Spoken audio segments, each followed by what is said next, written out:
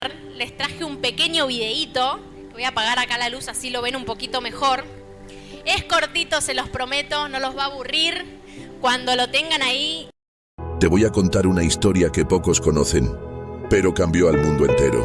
Una historia que comenzó en una humilde calle de Los Ángeles en 1906. ¿Listo? Te vas a sorprender. Estamos en la calle Azusa, un lugar común, ¿cierto? Pero aquí ocurrió un fenómeno espiritual sin precedentes. Todo comenzó con un hombre, William J. Seymour, un pastor afroamericano, ciego de un ojo pero con una visión clara. Lleva un mensaje de fe y unidad al mundo. Reunía a gente en un viejo edificio. No había bancos elegantes, solo tablas sobre barriles. Pero lo que sí había era fuego espiritual. Personas caían de rodillas, hablaban en lenguas, se reconciliaban y se sanaban milagrosamente. Lo más impactante, aquí se rompieron barreras raciales en plena era de segregación. Afroamericanos, blancos, latinos y asiáticos oraban juntos como hermanos. El avivamiento de Azusa se convirtió en el nacimiento del movimiento pentecostal, que hoy tiene millones de seguidores en todo el mundo. Y todo eso, desde una pequeña calle de Los Ángeles.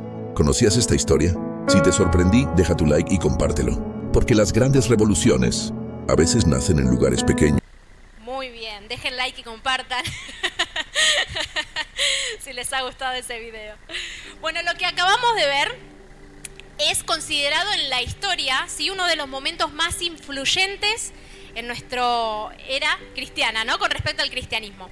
En un edificio sencillo ubicado en la calle Azusa en Estados Unidos, un predicador humilde que enseñaba la palabra de Dios, hacía énfasis en el Espíritu Santo, en la santidad, en los milagros, ¿no?, en todo lo sobrenatural. Y de repente personas comenzaron a llegar de diferentes edades, diferentes clases sociales, diferentes géneros, y adoraban todas juntas sin distinción. Como decía en el video, llegaban y era un momento tan importante ese porque en ese momento se vivía mucho racismo y mucha discriminación, pero en ese momento no importó nada porque la presencia de Dios estaba en ese lugar.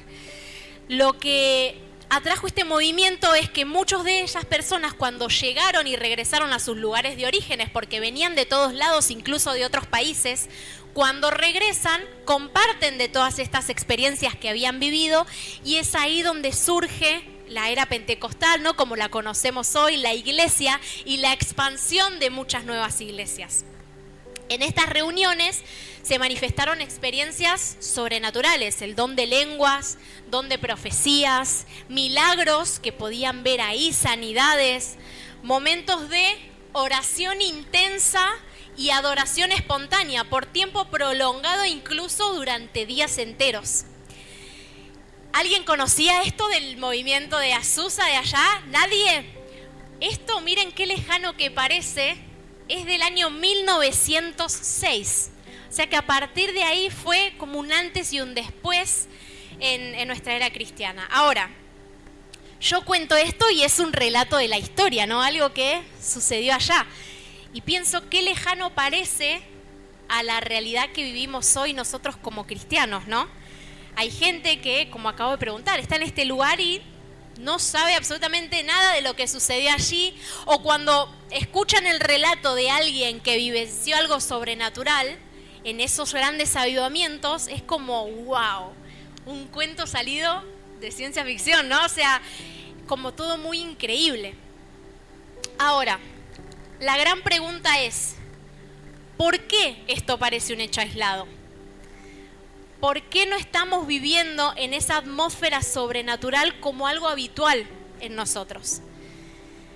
¿Cuántos creen acá que tenemos un Dios que no cambia? Un Dios que es el mismo ayer, hoy y siempre. Amén, todos lo creemos, ¿no? Ese es nuestro Dios. Si creemos eso, entonces no tiene sentido que nos sigamos viviendo en esa atmósfera espiritual como algo habitual en nosotros. Hoy vamos a ver 3 principios bíblicos que nos anima a dejarnos solamente para la historia, ¿no?, como algo allá perdido, como algo, un hecho, un evento que ocurrió, sino para que vivamos los milagros y el poder de Dios ahora. Que lo sobrenatural del reino sea parte de nuestras vidas cotidianas. Amén. Para aquellos que están anotando y los que no les recomiendo que lo hagan, porque está bueno, porque tenemos una memoria que se nos pierde, somos humanos, y cuando anotamos dejamos ahí un machetito en el que podemos volver a buscarlo y volver a creer en esas promesas que Dios nos da. El título de este mensaje es Haciendo lo que Él hacía. Y vamos a la Biblia, ¿sí? Vamos a Mateo capítulo 28, versículos 18 al 20. Yo tengo la versión NTV, que considero la versión ungida por el Señor. No, mentira. Consideré esta versión para explicar el punto hacia donde quería ir, me pareció la más acertada. Cuando lo tienen me gritan ¡ah! Como para cambiar un poco y despertar al que está al lado de repente. Bueno, vamos, Mateo 28, 18 al 20 dice: Jesús se acercó y dijo a sus discípulos: se me ha dado toda autoridad en el cielo y en la tierra. Por lo tanto, vayan y hagan discípulos de todas las naciones, bautizándolos en el nombre del Padre, del Hijo y del Espíritu Santo. Enseñen a los nuevos discípulos a obedecer todos los mandatos que les he dado. Y tengan por seguro esto, que estoy con ustedes siempre hasta el fin de los tiempos. Un pasaje conocidísimo, ¿no? Cuando nosotros, en el momento de presentar el Evangelio a otra persona, para que éstas crean y sean salvas, debemos enseñar que tienen que obedecer, ¿no?, los mandatos de Jesús, así como Él nos mandaba a hacer. Sigan, ¿no?, den a sus discípulos a obedecer todos los mandatos que les he dado. Y yo pensaba esto, en otras palabras, debemos enseñar a hacer lo que Jesús hacía. Solemos caer muchas veces en el error de reducir eso a lo que nosotros entendemos, ¿no? Implica solamente ser parecido a Jesús ¿en qué? En ser más bueno, por ahí ser más bondadoso, ser más ayudador, poner la otra mejilla, ¿no? Como que esos aspectos de Jesús debemos tomarlos para nuestras vidas, y si bien eso es difícil, nos olvidamos en la parte en la que ser como Jesús también implica hacer lo que Él hacía. Sanar a los enfermos y echar fuera demonios es una de las primeras cosas que aparecen en la lista si vemos el recorrido de Jesús en la tierra. Jesús fluía en sus dones, reprendía, echaba fuera demonios, liberaba al oprimido, sanaba al enfermo. ¿Cuán parecidos estamos nosotros a Jesús en ese aspecto? Es un error pensar que solamente los dones del Espíritu Santo se repartieron en los discípulos para aquella época, o en los grandes ungidos que llevan adelante estos movimientos espirituales, ¿no? O para una temporada específica. Es un error caer en que los dones solamente sirvieron para un momento. Por eso el primer principio que acá encontramos es: ser como Jesús no solo es parecernos en algo a Él, sino vivir en lo que Él nos dijo. En otras palabras, ser como Jesús es también vivir como Él dijo que debíamos vivir. Y esto incluye vivir en su poder. Debemos tomar esto como algo que es posible para nuestras vidas acá y ahora, ¿sí? Y para todos aquellos que decidan creer en el Señor. ¿Cómo logramos vivir en el poder de Dios? Una de las cosas que Dios nos ha regalado, por ejemplo, es vivir fluyendo en sus dones. Dentro del reino de Dios, ¿no?, cuando nosotros hablamos del reino de Dios, Jesús, a través del Espíritu Santo, nos ha dejado dones que están activos y disponibles para nosotros ahora en el presente y hasta que Jesús regrese.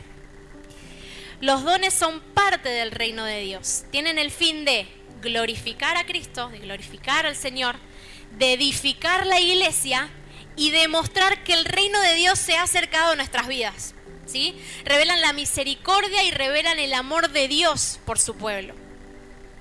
Los dones son imparticiones del Espíritu Santo como regalos que Dios nos da. Y vamos a ver esto en 1 Corintios, capítulo 12, del 4 al 7, también usé la versión NTV, 1 Corintios 12, del 4 al 7, dice así: hay distintas clases de dones espirituales, pero el mismo Espíritu es la fuente de todos ellos. Hay distintas formas de servir, pero todos servimos al mismo Señor. Dios trabaja de maneras diferentes, pero es el mismo Dios quien hace la obra en nosotros. A cada uno de nosotros se nos da un don espiritual para que nos ayudemos mutuamente. Este pasaje nos revela que si todos creemos en el Señor, por ende todos tenemos al Espíritu Santo, ¿no? Que mora en nosotros. Entonces todos tenemos acceso a esos regalos que Dios nos da, que son sus dones. Los dones no son solamente para unos pocos, o para el que está hace años en la iglesia, o para la persona que es tocada de repente por Dios. Los dones son para nosotros, para todo aquel que en Él cree, para todo aquel que tiene el Espíritu Santo adentro. No solamente para un tiempo específico, no es solo para una temporada espiritual, es todo para aquellos que en Él creen. Y realmente debemos vivir en ellos. ¿Hasta cuándo? Hasta que Jesús regrese. Amén. Por otro lado encontramos en Romanos 11, 29, también usé la NTV, Romanos 11, 29, que dice lo siguiente: pues los dones de Dios y su llamado son irrevocables. ¿Qué significa la palabra irrevocable? Significa que algo es definitivo, ¿sí? Que no se puede anular, no se puede cambiar, no se puede invalidar. Es decir, si creemos en que Dios no cambia y que Dios es el mismo, Dios no va a cambiar de parecer, primero dándonos los dones para un tiempo y después quitándonos. ¿Se entiende? Si hay gente en este lugar que en algún momento experimentó los dones del Señor y por distintos motivos creyó que esto era para una temporada o para un hecho específico, que en el nombre de Jesús contrarreste esa mentira con la verdad del Señor. Las mentiras del enemigo debemos contrarrestarlas con la verdad de Cristo. ¿Cuál es la verdad de Cristo? Su palabra. Si su palabra nos está diciendo que los dones entonces es para todos, así lo debemos creer. Amén. Decir que los dones ya no son para este tiempo o que solo son para los más ungidos, para los más espirituales, es lo mismo decir que entonces Dios cambió, que Dios ya no es el mismo y que por ende es un mentiroso. Y ese no es nuestro Dios. Amén. Primera de Corintios 1:7, versión NTV también. Primera de Corintios 1:7 dice: ahora tienen todos los dones espirituales que necesitan mientras esperan con anhelo el regreso de nuestro Señor Jesucristo. No te conformes, iglesia. Jesús no murió para que vivamos una vida cristiana a medias, porque esto no puede ser todo. Venir cada domingo, cantar 3, 4, 5 canciones, escuchar la palabra, tratar de ser mejor persona en la semana, volver a renegar con los mismos problemas, cometer los mismos errores. No puede ser todo eso vivir en Cristo. Siempre hay más. ¿Cuántos anhelan vivir en una atmósfera espiritual donde lo sobrenatural sea una constante en nosotros? Donde el poder de Dios fluya, donde veamos milagros, sanidades, obrar, donde el Espíritu Santo esté en medio nuestro como algo cotidiano, habitual en nosotros. Amén, iglesia, podemos hacerlo, podemos ver el obrar del Señor acá y ahora, porque el mundo necesita la manifestación de Dios. Porque no se trata de nosotros. Se trata de la obra de Jesús. Amén. Debemos continuar creyendo en los dones hasta que Jesús regrese. Pero eso sí, está en nosotros buscarlos, anhelarlos, o por el contrario, simplemente dejarlos ahí y rechazarlos. Porque también es válido, es una decisión. Pero el Señor nos lo ha dado como un regalo a cada uno y debemos tomarlo como lo que es. Esto nos deja un segundo principio. Por medio de Jesús tenemos los dones del Espíritu Santo para vivir en el poder que Él nos dijo. Por medio de Jesús tenemos los dones del Espíritu Santo para vivir en el poder que Él nos dijo. Encontramos en Juan 14, del 12 a 14, parece un trabalengua, Juan 14, del 12 al 14, NTV, dice lo siguiente: les digo la verdad, todo el que crea en mí hará las mismas obras que yo he hecho y aún mayores, porque voy a estar con el Padre. Qué desafío cada vez que leemos esto, ¿no? Es como algo imposible de lograr, hacer algo mayor a lo que Jesús hizo. Pero está escrito en su palabra. Quiero agregar un detalle más con respecto a esto y quiero que le digas a tu hermano, presta atención a esta parte, sí o sí. Ahí el que estaba en Instagram pegó un salto, dijo, ¡uy! Les voy a leer el versículo para que no nos perdamos. Les digo la verdad, todo el que crea en mí hará las mismas obras que yo he hecho y aún mayores. Cuando Jesús habla de obras, no se refiere a esfuerzos humanos que nosotros podamos hacer para alcanzar la salvación, ¿sí? La Escritura nos enseña que no somos salvos por lo que hayamos hecho, sino por la gracia de Dios. La salvación es un regalo, no es una recompensa. Pero sí las obras son una evidencia de que una vida ha sido salvada, ¿sí? Son señales visibles de una fe que está viva. Y muchas veces nosotros solemos utilizar el término de salvación para referirnos al perdón de pecados, ¿no? Como si alguien viene y nos pregunta, ¿en qué consiste la salvación? En un te lo resumo así nomás, podemos decir, el plan de Dios fue que Jesús venga a la tierra a morir por nuestros pecados y tenemos a partir de él la salvación eterna, ¿no? Ahí conciliamos todo lo que es salvación. Pero, aunque sin lugar a dudas esto hubiera sido más que suficiente, porque la verdad que darnos el perdón es el milagro que Dios nos pudo haber dado muy lindo y muy suficiente, pero Dios no se quedó solamente ahí. Su plan fue mucho más allá, mucho más amplio y más completo. Jesús mismo dijo que Él no vino para perder las almas, sino para salvarlas. Esto está escrito en Lucas 9:65. Cuando la Biblia habla de salvar, se refiere a un término griego que deriva de la palabra sozo, que implica una salvación integral. ¿Qué significa esto? La salvación en tres aspectos: el perdón para el espíritu, la liberación para el alma y la sanidad para el cuerpo.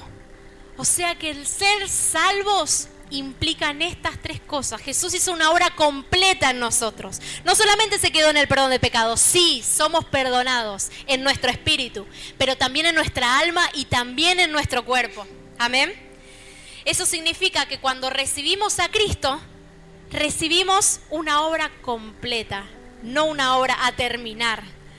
Esa salvación que recibimos por gracia, una vez que somos salvos, después lo podemos manifestar en las obras que hacemos a través del Espíritu Santo. Esas obras que glorifican a Dios y que bendicen a otros. Es por eso que cuando aceptamos a Cristo en nuestras vidas, obtenemos su salvación, esta nos da la capacidad de vivir en lo sobrenatural de su reino. Por medio de Cristo es que tenemos la salvación que nos permite que su Espíritu Santo more en nosotros para hacer las obras que Jesús hacía. Como por ejemplo, predicar el mensaje del reino antes de su regreso. Esto está en Mateo 24:14. Predicar el mensaje del reino es una misión que todos tenemos, ¿no? Ir y predicar, ir y predicar, ir y predicar. Pero muchas veces nos es hasta difícil entender lo que el reino abarca.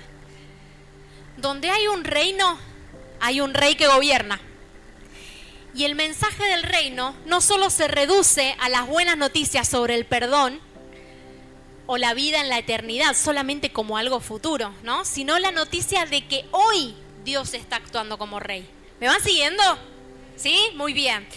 Dios está actuando hoy como rey. El reino de Dios se ha acercado, no solamente para un plano en la eternidad, sino que se manifiesta en el presente. Hoy los enfermos tienen que ser sanos. Hoy los pecadores son restaurados acá y ahora en el nombre de Jesús.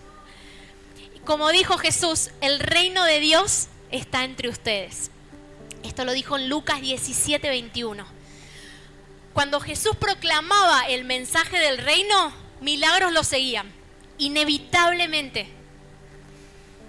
Y cada vez que uno de nosotros se somete a Cristo, milagros nos van a seguir.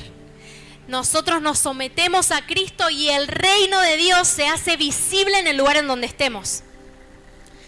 Puede decirse que Jesús no sanó a todos en sus días, pero sí sanó a todos aquellos que se acercaron a Él. Y si tomamos la decisión de ser como Jesús y hacer lo que Él hacía, entonces es tiempo de que empecemos a hacer sus obras. ¿Cuántos están dispuestos a esto en esta temporada? Amén. Dale un aplauso al Señor entonces si lo crees.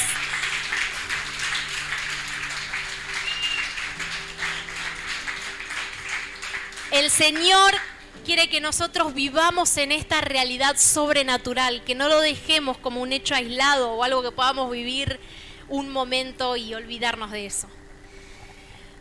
Como tercer principio, puse, Jesús no solo nos llama a orar, sino vivir en sus milagros. Y vamos a ir a Mateo 10, versículo 8, que está en la versión también en ETV.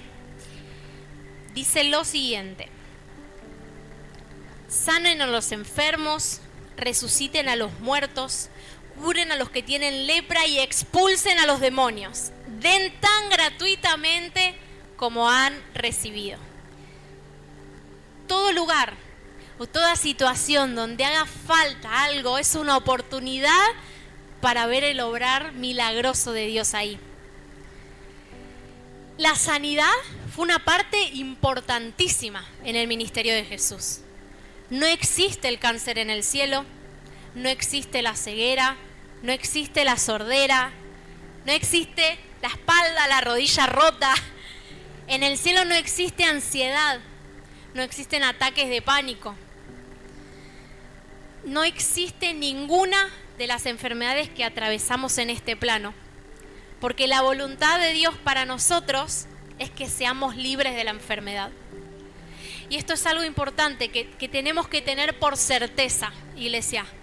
La voluntad de Dios siempre va a ser que seamos completamente sanos. Muchas veces cuando de nuestro lado oramos por alguien que está afligido en algún área, sea espiritual, sea física, sea del alma, tendemos a clamar a Dios por su voluntad, ¿no? Y muchas veces esta oración hasta parece incrédula muchas veces. Señor, yo te pido que lo sanes, pero que sea tu voluntad. ¿No? Y como que una de esas partes decimos, es medio contrario. Señor, te pedimos que lo sanes, pero que se haga tu voluntad. Su voluntad es que se sane. Entonces debemos clamar por esa sanidad, desde esa convicción de que es la voluntad de Dios siempre sanar. La oración de Jesús decía en Mateo 6:10, venga tu reino, que se haga tu voluntad en la tierra como se hace en el cielo. Dios ya ha decidido sanar y mostró esa decisión al comprar el milagro de Jesús a través de sus llagas, a través de su cuerpo. La palabra dice que por su llaga nosotros fuimos. Amén. No debemos creer que la sanidad física nunca va a suceder acá o es algo que está preparado en la eternidad, ¿no? Cuando lleguemos allá como una recompensa eterna. Cuando Jesús clamaba porque el cielo se haga visible en la tierra, que sea tu voluntad en el cielo como en la tierra, Jesús hablaba de que el cielo tiene que invadir ahora la tierra. Lo que habita en el cielo tiene que invadir la tierra, tiene que invadir a través de los hijos de Dios, a través del Espíritu Santo, de aquellos que creemos en Él. Esa fue la voluntad del Señor. Dios siempre quiere sanar y esto es importante, porque de Él no proviene la enfermedad. Dios no envió una enfermedad para castigarte. Dios no envía una enfermedad para ponerte a prueba, para sacarte como el mejor guerrero de Dios. Dios no vino para enseñarte una lección y te mandó una enfermedad para que le aprendas, porque Él no creó la enfermedad. ¿Qué es la enfermedad? La enfermedad es producto de los daños colaterales que vivimos en un mundo corrompido por el pecado. En un mundo donde habita el príncipe de las tinieblas. Eso es la enfermedad. Pero no es lo que Dios pensó para nosotros. Fuimos pensados por Dios completamente sanos, diseñados minuciosamente por el creador del universo. hace un par de añitos tuve la posibilidad de estudiar un poco de medicina y en el momento de estudiar anatomía, más allá de lo complejo que era, mi mente no dejaba de asombrarse en cómo Dios nos creó. Todo tan perfectamente colocado en su lugar. Y ni hablar cuando tuve que estudiar embriología, cómo se formaba el bebé en la panza. Yo decía, wow, qué procesos que mi mente no puede llegar a comprender. Dios nos hizo completamente perfectos en su obra. Somos la obra maestra de Dios, lo dice también la palabra. Muchas veces creemos en el error de que como es voluntad de Dios, sí, yo lo creo, es la voluntad de Dios que seamos sanos, ok. Ahora, caemos en el error de que por ser la voluntad de Dios, va a ser de la manera en la que yo considero y en el tiempo que yo considero. Y esta idea equivocada es la que convirtió nuestras oraciones en algo ineficaz y que muchas veces también nos frustramos por eso, ¿no? Porque ahí empezamos a dudar de la bondad de Dios. Yo oré por sanidad y no pasó nada. Yo oré por sanidad y creí y Dios no lo hizo. Pensar que la voluntad de Dios va a suceder automáticamente como yo considero que tiene que ser es una idea errónea de la soberanía de Dios. Porque hay dos verdades importantes acá. Una es, la voluntad de Dios es siempre sanar. Pero la otra es que el cómo y el cuándo pertenece a la soberanía de Dios. Así como el sol no deja de existir en los días nublados, por más que esté tapado con las nubes, sabemos que está. Dios no deja en su esencia de ser Jehová Rafa, el Dios que sana. Solamente porque no obro sanidad en mis tiempos y en mis formas, Él no deja de ser quien es. Porque negar esto es negar la naturaleza de Dios. Y Él nunca cambia. Amén. Para ir cerrando, les voy a dejar un pasaje que está en Marcos 16, del 17 al 18. Marcos 16, del 17 al 18. Y acá sí cambié la versión, fui a la queridísima Reina Valera 60. Y dice así: y estas señales seguirán a los que creen. En mi nombre echarán fuera demonios, hablarán nuevas lenguas, tomarán en las manos serpientes y si bebieren cosa mortífera no les hará daño. Sobre los enfermos pondrán sus manos y ellos sanarán. Por medio de Jesús es que tenemos la autoridad como sus hijos para hacer sus obras.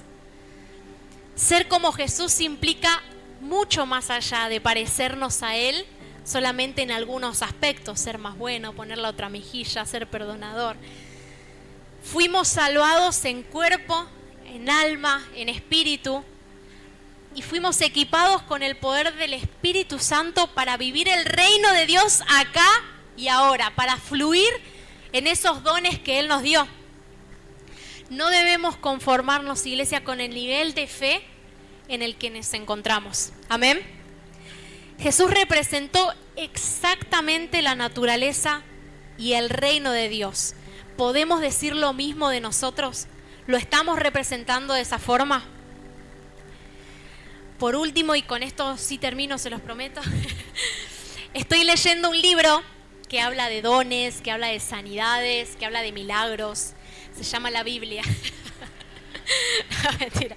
Estoy leyendo un libro que fue escrito por dos pastores que son full usados por el Señor en el ministerio de sanidad, fluyen mucho en esos dones. Y uno de esos pastores es Bill Johnson, que es un pastor de una iglesia en Bethel, en California.